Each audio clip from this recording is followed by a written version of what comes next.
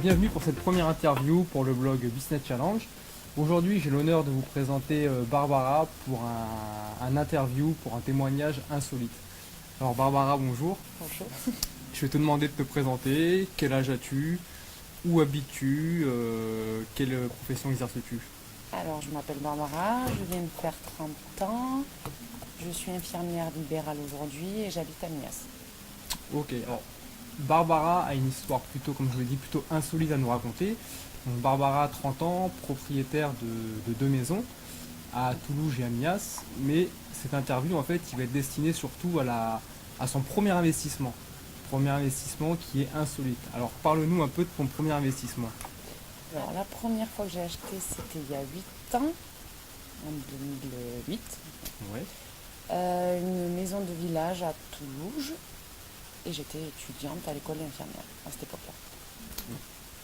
Barbara, 21 ans, étudiante, et qui a osé passer à l'action, qui a voulu se lancer dans l'investissement immobilier. Alors, comment t'as fait? Comment à 21 ans, t'as eu l'idée de vouloir investir alors que tu étais étudiante? Comment t'en es arrivé à vouloir investir? Alors, parce que dans ma famille, tout le monde est propriétaire. D'accord, Et que les oncles, tantes, grands-parents, Les parents. parents, voilà. Et je voulais être la plus jeune de la famille à avoir acheté. Voilà. Et à 21 ans, t'as réussi. C'est ça. Donc t'as Voilà. Challenge ok. challenge OK à 21 ans. Donc voilà, c'était ta source de motivation pour C'était ça. vouloir investir. Voilà. Et tu connaissais quelque chose en investissement? Pas du tout. Pas du tout. Je voulais préparer ma retraite et être la plus bien mangée. Donc tu étais encore étudiante et déjà étudiante, tu pensais déjà à préparer ta retraite. Voilà, à la fin, déjà. Et alors, comment à 21 ans on démarche les organismes bancaires? Comment à 20 ans on monte un dossier de prêt bancaire alors qu'on est étudiante? Eh ben, on met toutes ses cartes de son côté, on va voir plusieurs banques.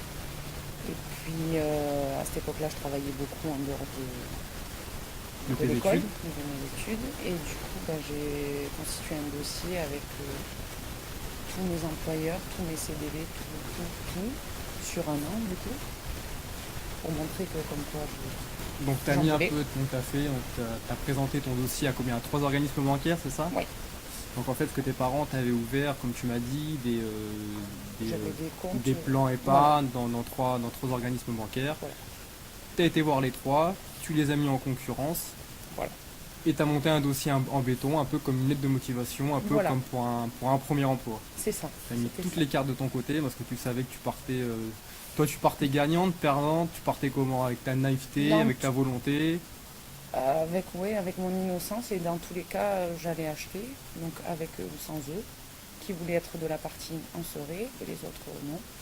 Et voilà, faire jouer la concurrence, essayer. Donc ta force a vraiment Le été non, ta. je l'avais déjà. Ouais. Voilà. Tu savais que c'était non, tu savais que tu allais te prendre des claques dans la gueule. Donc on essaye quand même. T'avais rien à perdre. Voilà. Donc tu y as été, ton objectif c'était d'investir quoi qu'il arrive, comme tu l'as dit. Voilà. À la fin de l'année, tu voulais investir, tu voulais être propriétaire de ton premier bien à 21 ans. Et il n'y avait rien qui pouvait Non. rien qui pouvait t'arrêter. Bon, comme on me dit toujours, le non tu l'as déjà, donc voilà, il n'y Donc, avait plus qu'à chercher le oui. autant aller chercher Louis. Là. Donc tu es étudiant, tu as 21 ans, tu es en troisième année d'école d'infirmière. Ouais. Et les petits boulots que tu fais à côté, donc c'est quoi? Parce que tu n'as même pas un contrat de CDI en fait. Alors non, c'était des petits CDD d'aide-soignante, je gardais des enfants, je travaillais comme serveuse, un peu tout pour justifier que Mais je pouvais m'en sortir. tous les mois, Voilà. tous les mois, tu justifiais d'un Quelque chose, revenu oui. fixe. Fixe, non, c'était variable, mais variable à un minimum, quoi. Tu avais quel type de contrat? C'était du CDD, de CDD. l'intérim, CDD. CDD. C'était des petits Donc CDD. plusieurs petits contrats de CDD. Ouais. Ouais. Et avec ça, tu t'es dit, bah non, mon prix va Voilà. passer, j'ai confiance en mon Faut qu'il dossier, passe, ouais. faut qu'il passe. On va jouer au poker, oui, c'était ça. C'était un coup de poker. Voilà. Mais t'avais rien à perdre. Voilà. Voilà. Et au pire, on Voilà. t'aurait dit non. Et t'aurais été démarché un deuxième organisme. Voilà. Un troisième, un quatrième, un cinquième, C'était jusqu'à ça. temps d'avoir C'était ça. ton oui. Et ce bien, tu l'as acheté, donc tu l'as acheté comment? Tu l'as acheté seul, tu l'as acheté avec ton ami, comment À cette époque-là, avec mon ami d'époque, oui. ton ami d'époque. comme tu m'as dit, qui était interdit bancaire et qui était Oui. au chômage. Ouais. Donc un dossier nul à chier, quoi. Tout à fait. Nul à chier. Oui. Tu gagnais combien avec tes petits boulots que tu faisais 1000 en dehors de ton À peu près 1000 euros par mois. 1 000 € par mois, donc en couple, mais son conjoint qui était interdit bancaire, qui était au chômage. Et malgré ça, C'est passé. c'est passé, t'as été voir 3 organismes bancaires, Voilà. Un qui n'a pas voulu un qui suivre. n'a pas du tout voulu vivre, Un ce autre qui peut se comprendre. Oh oui, oui. Ah oui. C'est comme... oui. Et les 2 autres t'ont suivi. Les deux autres m'ont suivi, un plus avantageux que l'autre. Et puis sur la fin, j'ai fait jouer la concurrence entre les deux et à choisir lequel ferait la plus belle offre. D'accord. Et donc les conditions de prêt qui t'ont été acceptées, donc t'as fait un prêt sur combien? 15 ans, 20 ans? 15 ans. 15 ans. Donc t'as vraiment été chercher, t'as vraiment en plus été gratté Oui. la durée la plus courte possible, Vendeur malgré de que tapis. t'avais vendeur de tapis, malgré que t'avais aucun atout dans ton jeu, Voilà. que t'avais un jeu pourri, mais Voilà. avec ton jeu, t'as réussi avec la volonté, t'as réussi à le transformer Voilà. en victoire, en oui, tout simplement. Voilà. Pour moi, c'était oui, une victoire. Ouais. Ma première maison.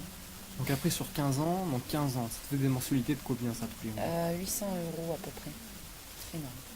Donc 800 euros, À deux. sachant que tu gagnais que 1 000 € par mois, mais voilà, dans ton dossier de motivation, c'est quoi que tu as vraiment mis en avant? C'est ta volonté, c'est le fait que si t'accédais pas à la propriétaire, tu prendrais une location, donc quoi qu'il arrive, tu aurais des dépenses mensuelles à faire. Dans tous les cas, voilà, que ce soit payer un loyer ou un crédit, je préférais clairement payer un crédit pour que ce soit à moi plus tard. Et puis la deuxième chose, c'est que j'ai fait jouer que c'était un risque pour eux, mais un risque pour moi aussi, parce que cette année, elle était décisive d'études pour moi, et que si j'avais pas mon diplôme, je perdais aussi la maison, donc eux allaient gagner ma maison, récupérer ma maison. Et moi, dans tous les cas, il fallait que j'ai mon diplôme, donc voilà. Donc tu as tout joué sur le futur. Donc Voilà. tu as tout joué sur le futur en disant voilà, à la fin de l'année, je serai diplômé d'infirmière, j'aurai une situation professionnelle, Voilà. j'aurai une vraie situation avec un salaire correct. Voilà. Je m'en suis mis sous la pression. Je me suis mis la pression. Voilà, Le diplôme, la maison. t'es rentré dans la gueule du banquier, quoi. Voilà. Tu l'es rentré dans la gueule avec ton dossier en disant voilà, je veux cette acquisition, cette maison, je la veux. Donc une maison que tu as achetée 96 000 €. C'est ça. T'avais quoi comme épargne à l'époque? J'avais un compte épargne logement qui m'a servi à payer les frais de notaire. D'accord, donc 96 000 €, à peu près 6-7 000 € de frais de notaire. Voilà. Donc tu as pu avancer les frais de notaire, donc du coup tu as fait un prêt à ce qu'on appelle un prêt à 100%. Voilà. Un prêt à 100%, donc bon, ça peut rassurer aussi les banquiers. Avec des travaux. Le fait d'avancer les frais de notaire, des travaux que tu as dû faire un prêt travaux à côté, C'est ça. qui était inclus dans le crédit ou Oui. c'était Oui, c'était inclus dans le crédit avec des blocages sur facture. sur facture. Donc, en plus des 96 000 €, tu as réussi à emprunter combien pour les travaux? 10 ou 12 000 euros. D'accord. Ouais. Oui, donc ça fait un prêt à presque 110 000 € de 110 000 € avec 1 000 € par mois en étant étudiante. Sur le point d'accéder à ta future profession d'infirmier, mais en attendant, tu n'avais rien, tu avais juste des petits CDD qui justifiaient de 1 000 € par mois, et malgré ça, tu as réussi à acquérir à 21 ans ta résidence principale, Oui. et de devenir la plus jeune de la famille à Voilà. accéder à la propriété. Alors cette résidence, c'était pour faire de l'investissement locatif, c'était pour y vivre, c'était dans quel but? Alors, c'était pour y vivre le temps de faire les travaux. Ma philosophie, c'est ça, c'est d'acheter, de m'y mettre moi le temps de faire les travaux, qu'elles soient correctes, Ouais, et après de la mettre en bien locatif. d'accord. Donc du coup, tu es resté combien de temps dans cette maison? À peu près 3 ans. Le temps de faire les travaux. Voilà, le temps de Donc tout retaper. de gros travaux à faire, non? Gros travaux. C'est toi qui as tout fait? Euh, Ou tu as fait appel à des artisans ou à la ça a famille? été les deux. Les deux. On a fait pas mal de choses et ce qu'on pouvait pas faire. D'accord, Je suis pas de métier, je suis qu'infirmière. d'accord. Et au bout de ces 3 ans, donc tu as quitté ce logement, tu as eu l'opportunité, je crois, de te faire loger en logement de fonction avec ton ami. Ouais, Et ce bien, tu l'as mis en location. c'est ça. Location aujourd'hui, un bien d'ailleurs que tu as toujours aujourd'hui? Oui, toujours en location. D'accord. Combien le loyer à peu près? 580 euros. 580 €, d'accord.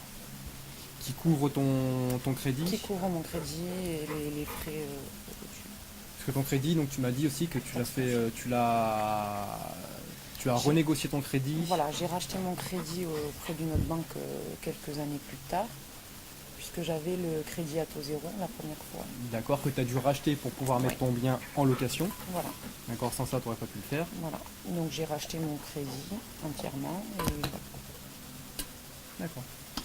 Et aujourd'hui, satisfait de ce premier achat, content de ton premier investissement, avec un peu de recul, avec l'expérience que tu as pu engendrer, avec une belle expérience. une belle expérience. Fatigante, épuisante, il faut être accroché pour les travaux, pour tout ça. Mais belle expérience. Non, mais super expérience d'avoir s'être jeté à l'eau comme ça à 21 ans alors qu'on est étudiant, qu'on pense qu'il est difficilement pensable de penser à investir alors même qu'on ne gagne pas un salaire. Même en gagnant un salaire à 21 ans, on ne pense pas forcément à investir dans l'immobilier. Et cette précocité à avoir acheté de l'immobilier, t'as pas suivi tu n'as pas continué à investir dans d'autres biens les années qui ont suivi. Ça a été compliqué pour toi, Oui, parce que dans ma philosophie, dans mon plan d'action, c'était acheter un bien tous les 10 ans D'accord. pour assurer un minimum. Tu as commencé en 2008, tu en es en 2016, tu viens tout juste d'acquérir ton deuxième bien, donc tu es dans ton plan, Je suis dans les temps. un bien tous les 10 ans, et ce plan tu l'as eu dès 21 ans. Voilà. Donc en plus de ta précocité, c'est pas un bien que tu as acheté sur un coup de tête, tu l'as acheté avec un plan d'action, avec une philosophie, avec un état d'esprit dans le futur. Donc tout était vraiment réfléchi. Voilà. Donc à 21 ans, tu t'es senti en fait mûr pour devenir propriétaire. Ah, mais il fallait se lancer. Non, mais c'est très bien. Il faut bien que ça commence. Non, mais c'est super. Et est-ce que tu auras un message à dire à la caméra, un message pour tous les jeunes, pour tous les internautes qui vont regarder cette interview, qui ont 20 ans, 21 ans, 22 ans, qui se lancent dans la vie, qui sont pas forcément étudiants, mais qui auraient un salaire, qui viennent de commencer et qui voudraient se lancer, mais qui n'osent pas. Quel message pourrais-tu leur dire par rapport à ton expérience? Qu'il faut oser, qu'il faut se lancer, que comme j'ai dit, c'était une belle expérience et puis qu'après on se sent quand même fier d'avoir quelque chose en nous. Oui, ça j'ai eu cette même fierté quand j'ai acheté mes premiers biens. Voilà, c'est de se dire que c'est à nous, c'est différent. Puis à payer un loyer, autant payer un crédit. C'est des responsabilités aussi, on se sent davantage responsable. Voilà, tout à fait. Bon, après, il faut quand même bien réfléchir à la chose. Oui. Mais comme tu l'as dit, tu l'as pas fait sur un coup de tête, tu avais déjà un plan d'action. Oui. Voilà, mais il faut bien quand même réfléchir le projet. Et puis oui, il faut se lancer. Après, le mieux, c'est d'acheter seul. Voilà. Oui, moi c'est ce que j'ai fait aussi. Tous mes biens, je les ai achetés. D'accord. Pour moi, c'est par contre d'acheter seul. D'accord. Quand on est jeune. Oui. Quand on est jeune, quand on se lance dans l'immobilier, qu'on ne connaît pas forcément. 20 ans, oui. Seul. Au moins, si tu te plantes toute seule. Voilà. Tu n'emmènes pas quelqu'un avec toi. Ou s'il y a une séparation, ça évite des complications. Voilà. Non, mais tout à fait. Donc, très beau témoignage, très belle expérience. Par rapport à cette vidéo, si elle vous a plu, n'hésitez pas à la partager pour partager un maximum cette expérience, pour la véhiculer autour de vous, parce qu'il y a sûrement des gens autour de vous qui sont dans la même situation à 20 ans, 21 ans, voire même un peu plus, et qui n'osent pas se lancer dans l'immobilier. Voilà, ça c'est un témoignage très intéressant, comme quoi à 21 ans, sans salaire, on peut, en osant, avec de la volonté, aussi un peu de naïveté, on peut se lancer, on peut réussir.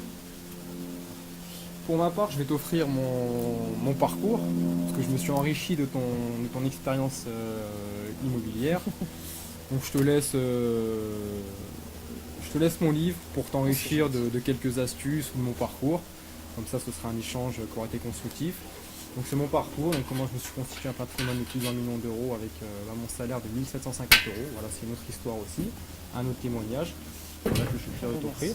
Je vais finir cette interview par une citation d'un écrivain, Mark Twain, qui disait « Ils ne savaient pas que c'était impossible, alors ils l'ont fait ». Voilà, une citation qui résume parfaitement le contexte et le témoignage de Barbara. Mais Barbara aussi a une citation à vous dire. Alors la petite citation, c'est que l'impossible devient possible dès que tu penses que c'est possible. Donc ose. Voilà, c'était le mot de la fin. Il faut oser. Quoi qu'il arrive, le banquier ne va pas vous manger. Au pire des cas, vous aurez un nom. Ce qui vous permettra d'aller voir un deuxième organisme, un troisième organisme. Mais dans tous les cas, voilà, inspirez-vous de ce témoignage. Inspirez-vous de son expérience et foncez. Voilà, je vous dis à bientôt dans d'autres vidéos. Bye bye.